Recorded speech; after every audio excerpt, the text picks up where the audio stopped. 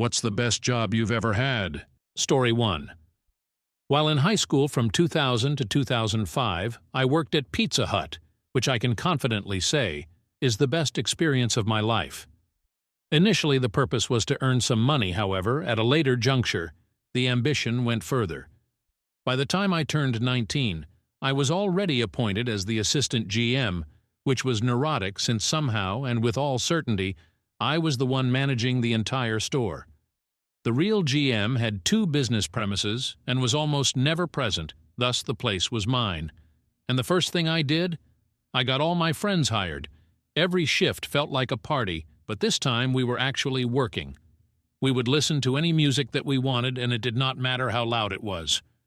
I was in charge of making our shifts, and as such, we always requested for the same days off if any of us were to take one. But the real treats came in the form of barter trade. I would exchange pizzas for pretty much anything, including movie tickets, gym cards, and even food from other eateries. It almost felt as though there was an underground trade going on in that small store. In retrospect, it was an awesome little arrangement that I believe will be hard to break those years of mine. Story 2. During my years as a college student, I landed the best possible job, working for a company that distributes textbook, which many will say is a dream job for any student. Officially, I was hired as a wastebasket emptier. I know, right? All I had to do was strut around the office mauling trash bins. Technically, the job was supposed to last 8 hours, but I had my system down to a science. I could cover the whole floor within 3 hours. From there on, the rest of the day was a walk in the park. I would sit in the CFO's office, desk out, and read any other materials that I desired, or I would find a nice corner in the boardroom and take a short nap. At some points, I would just go around looking busy, cleaning up a bit in the warehouse, or maybe breaking down some cardboard boxes. That would last for 20, 30 minutes, tops, but it portrayed me as someone working extra hard. My boss? She was okay. Being in charge of production as well, she only had to keep hearing no complaints, and I was a non-entity. It was a good thing, all right. I began to feel an uncomfortable sense of ease over it. But the twist? When I finally resigned, that organization came out and said that the position had the best occupant in me. I didn't know if to laugh or beam, but in any case, I left there with a stunning recommend and some of the best paid labor I have ever done. Story 3. As a student, I found myself a job as a beer cart girl on a local golf course, and without a doubt, that was the best job I've ever had. Picture this. I would get to work, fill a fancy golf cart with cold beers and cocktails and some snacks, and then ride the entire day, basking in the sun. The energy was amazing. Every time I approached a group, they would get so excited, as if I was Santa wearing a golf skirt. Regardless of how terribly they were faring in the golf game, a chilled beer and a little banter worked miracles. There were some guys who would go out of their way to try and play ridiculous golf shots in a bid to get me amused. Spoiler alert, it never worked. And there was always laughter. Plus, the tips were something else. After a single shift, I would come out with who worked fast food or retail, filled to a way higher extent. Most importantly, there was a sense of autonomy. No one to supervise but myself, the vast course, and customers who appeared in high spirits. I got to breathe fresh air, look at beautiful sceneries, laugh endlessly, all while making a lot of money. In retrospect, it was less of a job and more of being paid to be out, enjoying friendly and positive energies. Story 4. At the age of 12, I think I got the best summer job one could ever imagine. A Hawaiian shaved ice place in a small beach town that woke up only during the summer. The hut was little, merely a wooden booth with a colorful and artistic banner, but it was the center of the boardwalk. A lot of tourists and surfers, along with the residents, flocked there, and it didn't matter how long the queue was, the atmosphere was always cool. We had some reggae station playing the same songs. So by the time I was through with my first week, I was easily singing Bob Marley and Jimmy Cliff songs as if I had lived on an island. At first I was super nervous most of the time, especially when people came as a group, but I adjusted fast. By the end of the season, I was talkative to everybody. Older couples, boys' and girls' parents, and yes, also to girls who used to ask for extra syrup, or the so-called secret flavors that we would joke about. I felt I was managing the entire place, yet all I did most of the times was serve ice and small amounts of syrup. The most important thing that I got way more than how to make the perfect shave ice, inner balance, interpersonal relations, and most importantly, the ability to just let oneself be. A reggae rhythm and anything sugary and fruity, and I am back there with the sun on my face, hands sticky and the ocean breeze all over me. And if it were possible to go back to the past and have that sucked teenage summer, this time job, I would do it without a second thought. Story 5. I spent 5 marvelous years at a luxury home builder built around a close-knit team of just 4 other guys who became my great mates over time, or rather brothers. There was no such thing as work. It was more of interacting with the closest friends and finishing the work. Basics were not even a concern. No one was ever asked to tidy up at the end of the day, or come ready for serious business. It was a given. The best part, however, was the chemistry we shared even away from work. After work, it was copious bars, dinner outings, or just chill sessions. The weekends would be spontaneous uptown downness and reminiscing the previous week. Honestly, I felt like those extremist gang in the movies that everyone admires. Yet, as every good thing, it had to come to an end. Pairs grew, and life, it seemed, had happened to us all in different locations, and we all had to take other jobs. That is when I started appreciating how such a situation was a lot of work and how uncommon they were. My next job was the exact reverse of that one, working with people who coordinated slow, shunned duties or were simply boring. Every day I would go back home consumed by thoughts of how it used to be with the crew and wishing things were different. That feeling all those years ago has not been experienced before or even close. Story 6. If one were to ask me about my most memorable job ever, it would definitely be teaching science at a community college. It is not a job per se, rather I play different roles such as a mentor, a coach, and at times a therapist if one cuts it down to bare essentials. My students are honestly the most diverse group I have interacted with, from single mothers striving for a better tomorrow, fresh high school graduates in search of their identity, and even a 50-men age group who are coming back to school to enhance their skills. I have no fear of losing my job thanks to the tenure I have, which enables me to teach the way I deem fit. However, it is the little victories that inspire me. Like that moment when a student who almost failed the first test walks into my office for help, studies hard and finally passes the final exam with flying colors. Or the time someone says how much they loved biology even when they hated it for their entire life because of me. Oftentimes, one's influence is not only limited to the course content. It is more about easing their operation, watching their self-esteem soar as they come to the realization that they can successfully overcome difficult tasks. Yes, some days you will spend till dawn marking papers. And yes, I mean the politics of the department can be a pain to one's head. But the one thing that ever stands out is the day you watch a graduate walk the stage as he or she receives their degree. Particularly when many years down the line they come up to you and appreciate you for your help, especially in regards to someone saying your class helped change the direction of their life. The knowledge that you played an ingredient, however small, towards this development. That is an emotion that is truly beyond any monetary value, and I am reminded of it every day of my work. Story 7. The most fulfilling position I have ever held is that of a personal finance instructor at a credit union, and in all honesty, I believe that there is no better job. This is not a 9-5 job where you show up, do the same thing for 8 hours, and turn back. Every session is unique, hence the excitement of it all. I get to interact with a wide range of people who come with different needs. Young adults opening their first checking accounts, parents who are saving to send their children to college, and even older people who are trying to manage their retirement funds.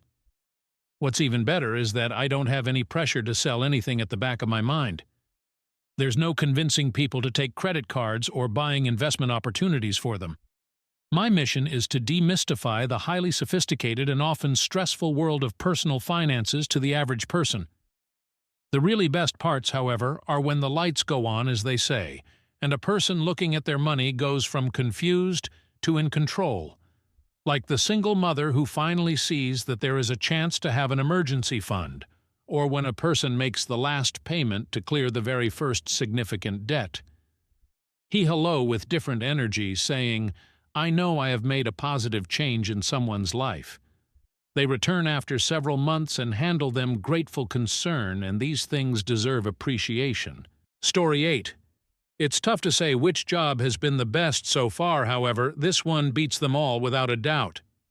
At the moment, I'm working as a chef in a non-profit restaurant whose mission is quite different from any other reintegrating prisoners into the society.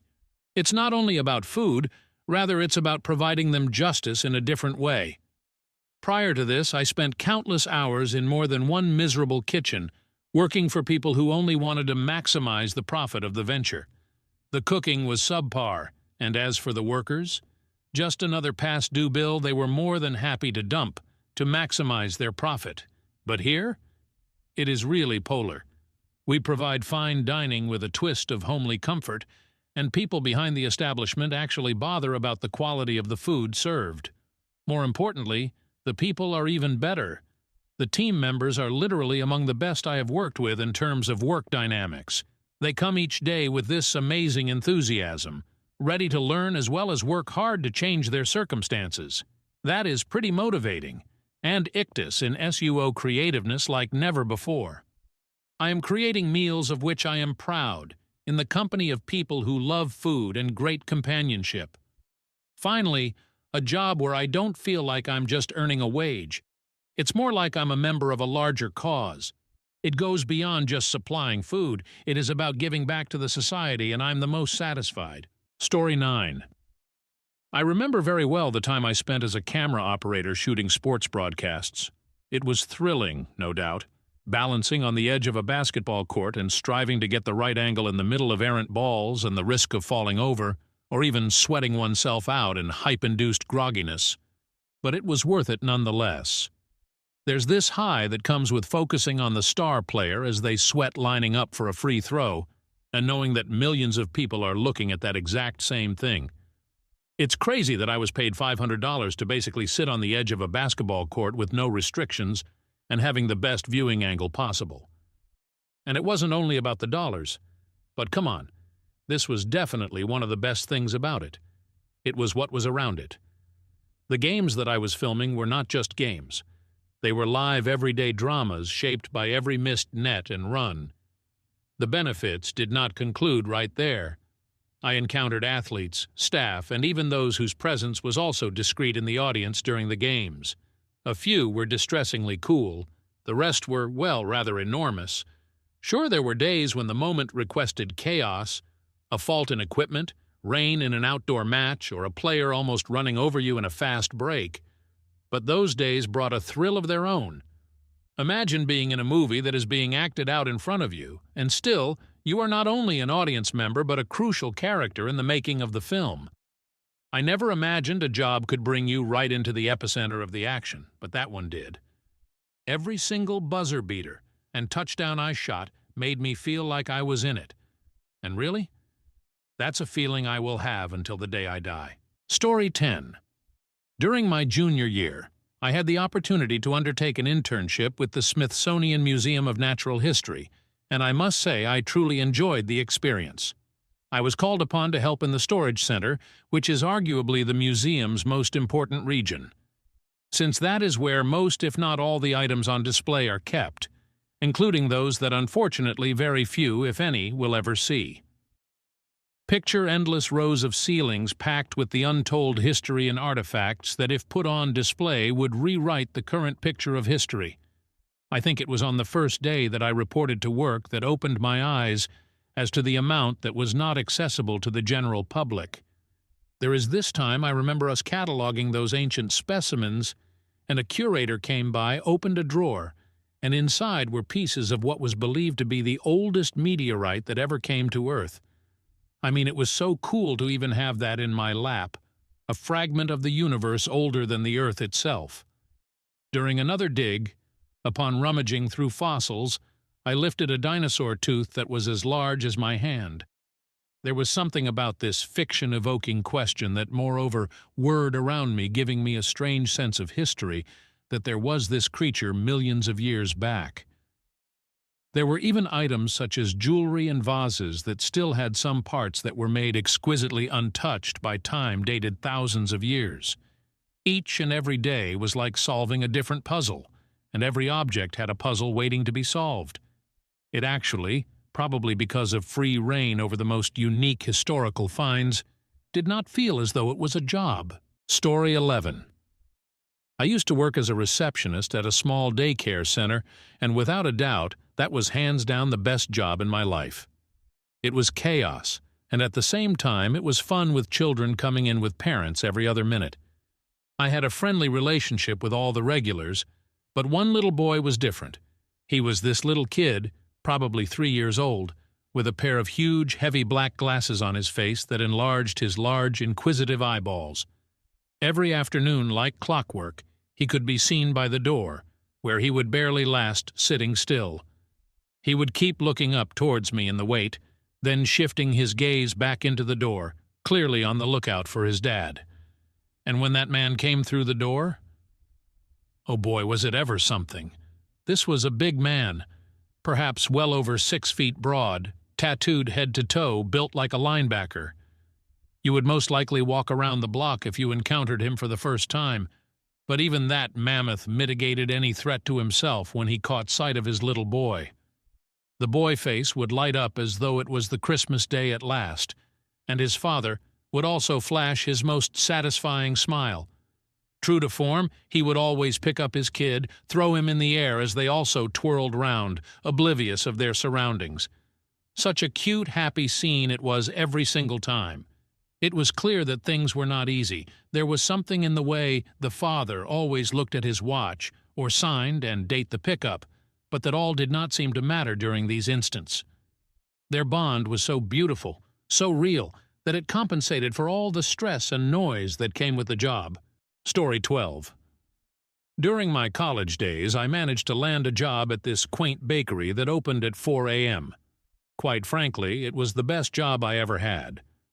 I used to haul myself out of bed when the rest of the world was still fast asleep, but the moment I entered that kitchen, it was as if I was transported to another world. The first thing I would do was turn on the radio. Some days there was classic rock playing, other days it was bad dancey music, it doesn't matter. It was me, the radiant warmth coming from the oven and the aroma of dough that was waking up. While doing so, I also had the duty of preparing and baking all the goods from scratch, including the loaves of bread, pastries, and my personal favorite donuts. I had the pleasure of being the one to taste the dishes first, and I must announce no meal would be as enjoyable as a warm, fresh out of the hot frying oil-covered donut.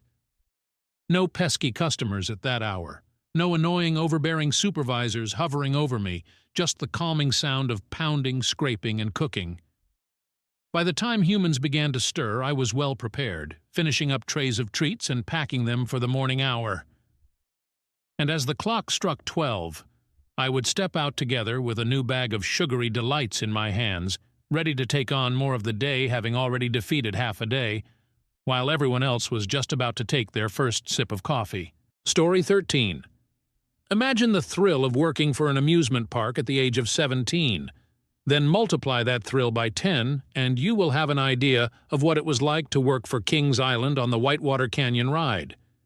It was not the usual theme park job where one is exposed to the scorching sun or has to yell over the intolerable noise.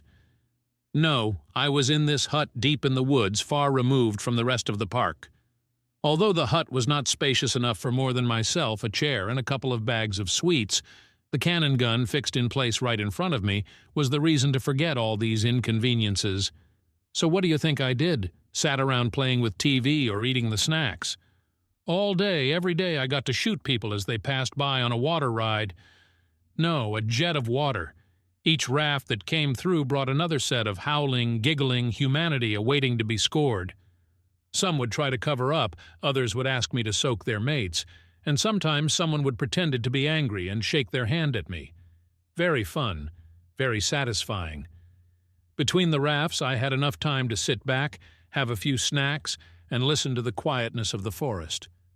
Everything about it was a perfect combination of seclusion and mischief. To be honest, I would still be in that position today, were it not for life's other demands which require me to do more serious jobs. These days, I am in my 30s, cooped up in an office, yet that profession keeps haunting me. There was something very rewarding about being paid to sit in the woods and splash water at people for the hell of it. Story 14. Rewind to the year 2021. I remember I vivaciously landed a position of being a drinks runner in a club in Las Vegas Strip. However, it was the time when the city was gradually on its feet after the COVID-19 lockdowns. Mind you, it was akin to a button pressed to turn on a vehicle engine, the last one being off or standby mode. Massive crowds began appearing and acting counts as if money was of no consequence, and they enjoyed it. I recall walking around the club with trays of drinks, and people nearly shoved their tips inside my pockets, and not just tips, but huge ones as well.